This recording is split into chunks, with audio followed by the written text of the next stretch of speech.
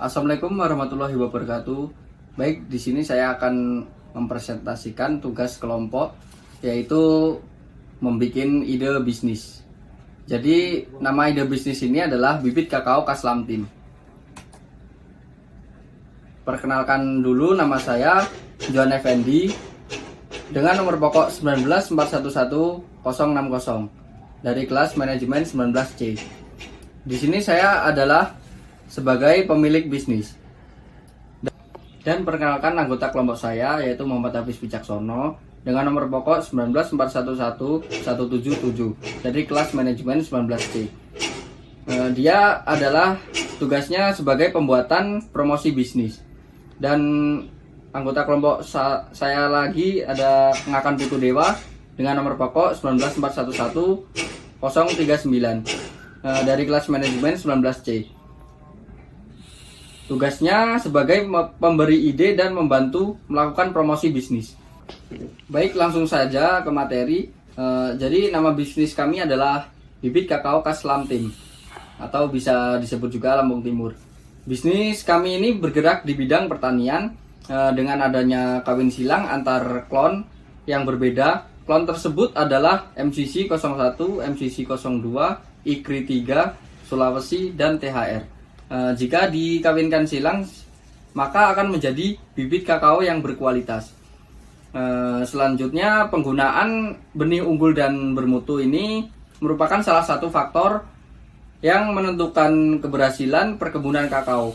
Oleh karena itu, upaya untuk menghasilkan klon kakao yang unggul perlu juga dilakukan untuk memenuhi kebutuhan dan untuk meningkatkan pendapatan petani kakao. Baik, slide selanjutnya akan dijelaskan oleh kawan saya, yaitu Ngakan Putu Dewa. Untuk Ngakan Putu Dewa dipersilahkan. Baik, Saudara Johan, saya akan melanjutkan presentasi kita. Lalu yang selanjutnya yang akan kita bicarakan adalah masalah yang dihadapi oleh petani kakao. Yang pertama, saya melihat petani kakao yang ada di Lampung Timur, produksi kakaonya sudah menurun karena pohon kakao yang sudah tua atau tidak layak produksi. Lalu pohon kakao yang sudah tua sangat rentan dan rawan terkena penyakit seperti buah busuk, kanker batang, VSD, dan masih banyak lagi.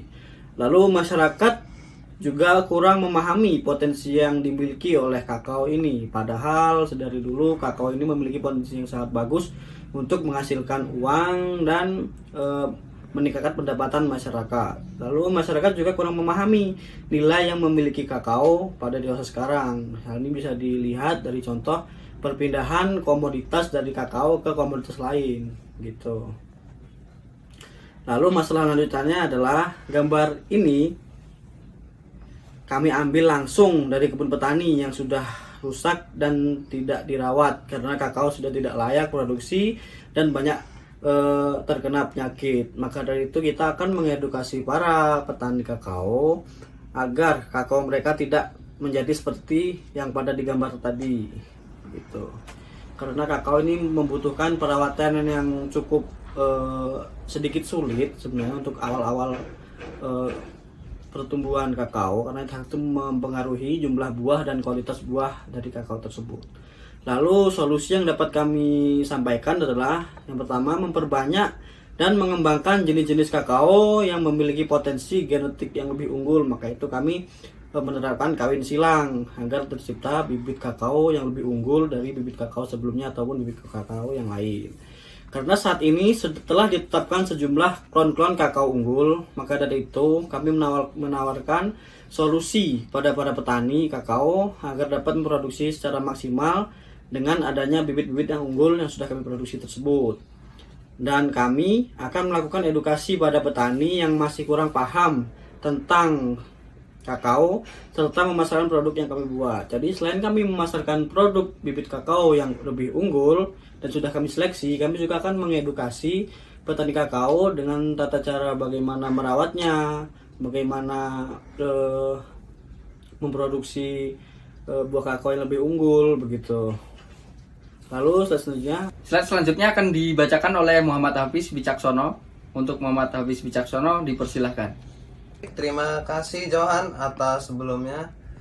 Ya, selanjutnya saya akan menjelaskan ini adalah bentuk produk yang kami produksi, dan selanjutnya bentuk produknya yang seperti tadi dan seperti ini yang sudah siap produksi.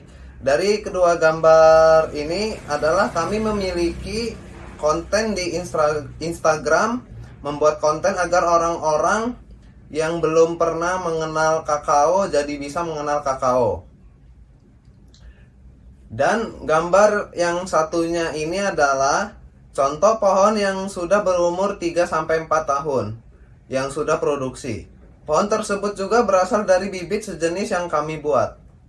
Slide selanjutnya, nah ini juga bentuk buah kakao yang sudah siap diproduksi.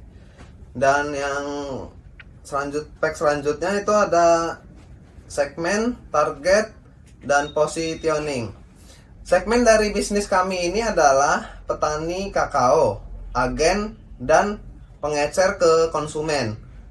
Target yang kami utamakan adalah masyarakat yang mayoritasnya petani yang memiliki pekarangan rumah atau kebun yang sesuai dengan produk komoditas kami. Dan yang terakhir, kami sudah memiliki targetnya, yaitu para petani. Maka dari itu, bisnis yang kami buat ini ingin dikenal sebagai penyedia atau penyuplai bibit kakao yang unggul dan berdaya saing tinggi. Baik, terima kasih. Baik, jadi kesimpulan dari ide bisnis kami ini adalah untuk memaksimalkan produk bibit kakao. Jadi kami dalam pengenalan produk kakao ingin membuat sebuah website yang di dalamnya berisi tentang informasi lengkap kakao. Dan dengan sosial media dan Instagram juga ini bisa menjadi pengenalan produk sekaligus memasarkan produk. Membuat website dan Instagram ini agar orang-orang yang belum tahu tentang kakao ini bisa menjadi tahu. Maka dari itu kami ingin berkolaborasi pada mahasiswa jurusan IT agar dapat membantu membuatkan sebuah website untuk segi penjualan dan pemasaran produk kami menggunakan marketplace sosial media yaitu Facebook. Nah, Facebook ini kan sekarang banyak orang-orang tua yang memakai. Jadi ini bisa menjadi peluang bagi kami untuk mencari pelanggan yang ada di luar daerah. Baik, mungkin itu saja presentasi yang dapat kami sampaikan. Jika ada salah kata, kami mohon maaf yang sebesar-besarnya. Saya tutup. Wassalamualaikum warahmatullahi wabarakatuh.